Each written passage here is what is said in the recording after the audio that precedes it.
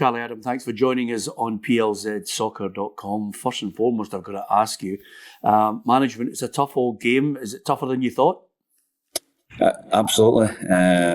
It's been a great opportunity, Peter, to get in and learn my trade and get the experience that I've needed. A club that I've known for a long time, and I think that makes it easier to sort of transition. I know everybody in the club. I know what's going on.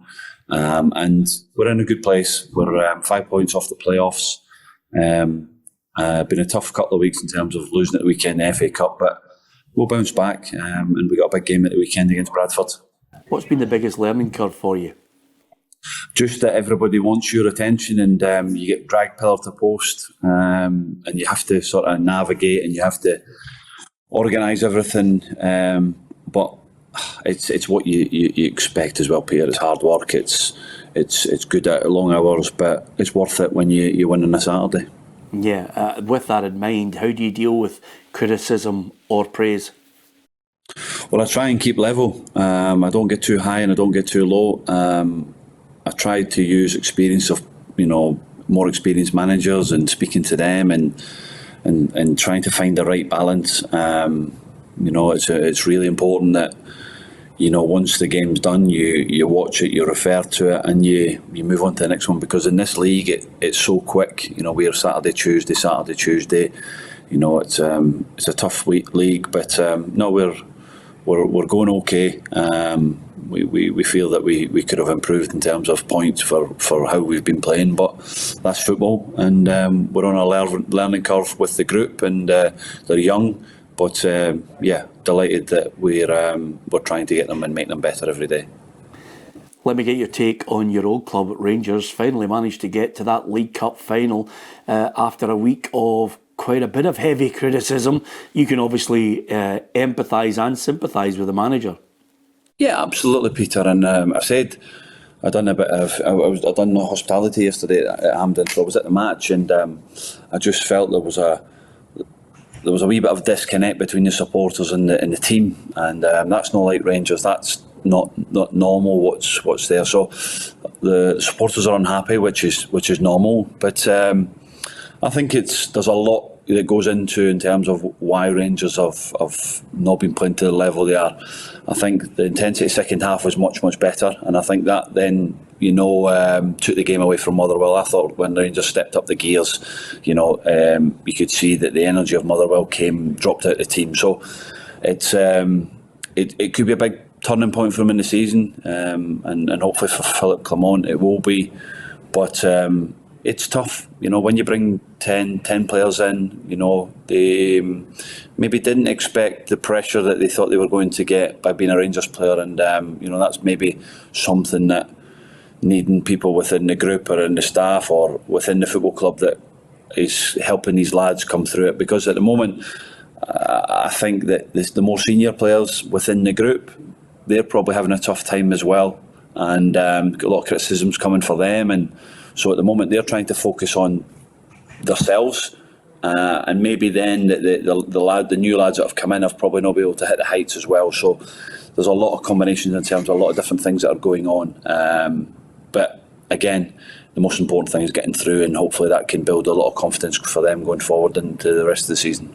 How difficult is it for a manager when you have a group of fans who are clearly unhappy with what's happening off the park as well? There's banners going up. Players surely can't block out all that noise, and the manager certainly can't. No, absolutely, and the scrutiny is there. It's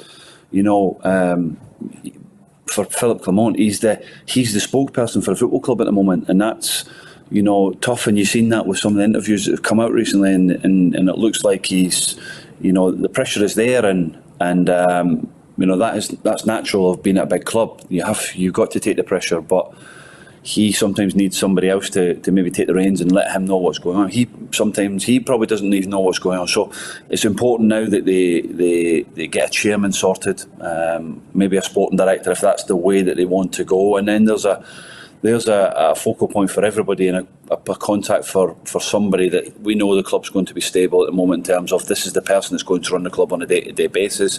And that's the big thing, is that the people that are in charge at the moment, they've still got businesses to run, so that will affect what's going on. So Philippe Clement just needs somebody that he can have a point of contact with, that he can speak to on a regular basis. And I think once that's sorted and ultimately winning football matches, that's all it comes down to. If you start winning football matches, that noise then starts to disappear a little bit. We've seen it with Celtic over the last couple of years about signing players and winning football matches and getting to Champions Leagues and signing the players that Brendan wants. The noise disappears, and that's important that Philippe does that as well. That he needs to win more football matches, and if he does that, then it'll be a little bit easier.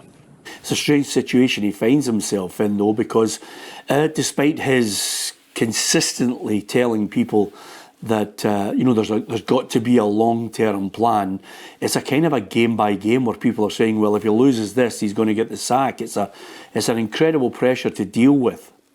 Yeah, I think so, and I don't think that's a good structure and idea to go, that it's a game by game, and that only comes game by game because of the media and people on the outside of the football club. We don't know what the conversations are with Philippe Clement and the board.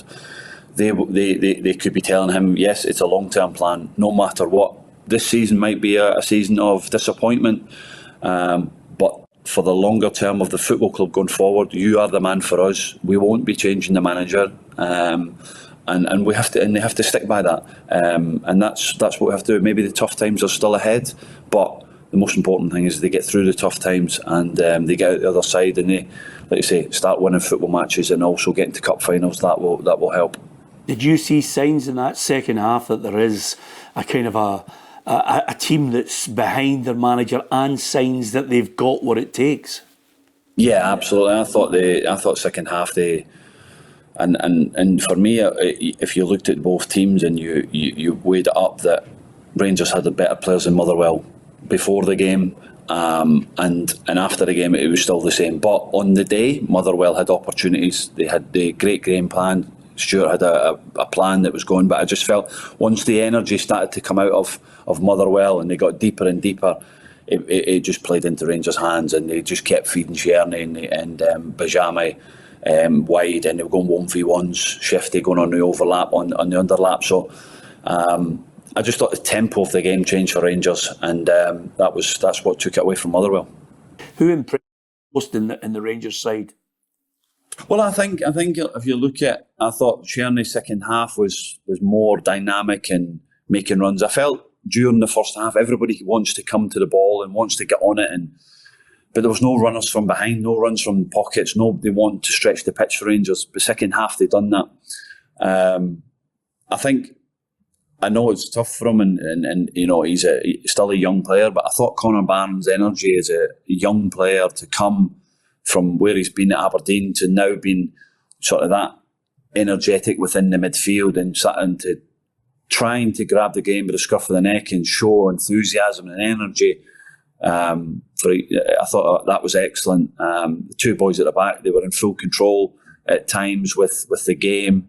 The left back obviously gets done Shifty for the goal, and he misreads the cross. But overall, second half, I just thought the intensity was much better. Listen, we know the Rangers got good technical players, but I just thought more energy and more endeavour was needed, and it comes second half, and they managed to get the 2 goals.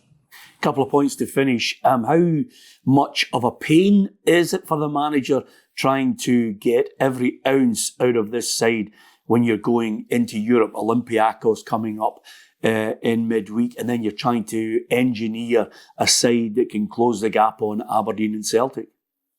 Yeah, it's tough. It's tough playing European football, but as well, they want to go to Olympiacos and try and get a result. Financially, they want the result because it's good pay if you win games.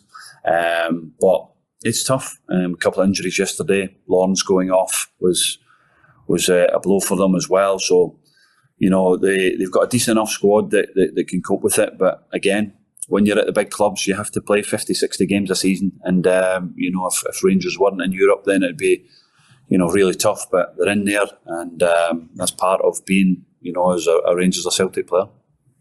And just to finish on that, December 15th is the League Cup final against Celtic.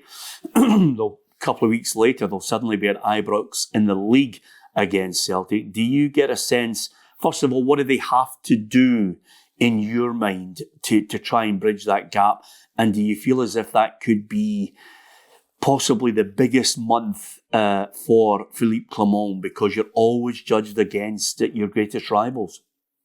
Yeah, absolutely, and that's where the next month will be a big month for them in terms of cup finals and Celtic in the Old Firm game. So it's Celtic are favourites. They're playing extremely well. They got top side and a top manager, but on the day at the Old Firm, I think form sometimes goes out the window, and Rangers have to be really aggressive in terms of everything they do, and be organised and not be disjointed, because at times when they played Celtic they have been. So it's about having a good shape and an organisation within there, and being a threat at the top end of the pitch. You need your top players at the top end of the pitch to go and be a threat, because at the moment what Celtic have got is they've got players at the top end of the pitch that can hurt you, and that's where they're getting really good success at the moment. And do you think that last point there, the manager is going to be given that time right to the end of the season? Well, he needs time. He needs time to find a way and a solution to get around this, and consistency is key. But ultimately, the chats that he'll be having with the club and the owners and the investors will be that the results have to improve, and there's no getting away from that. But that last 45 minutes, I listened to his interview, that should be a benchmark. That 45 minutes should be the benchmark now for them to really kick on and need to grab the group, and the players and the senior players have to step up and get the other players around it and getting them playing well. So hopefully that's a start from after yesterday's result. Charlie, thanks for joining us. Much appreciated.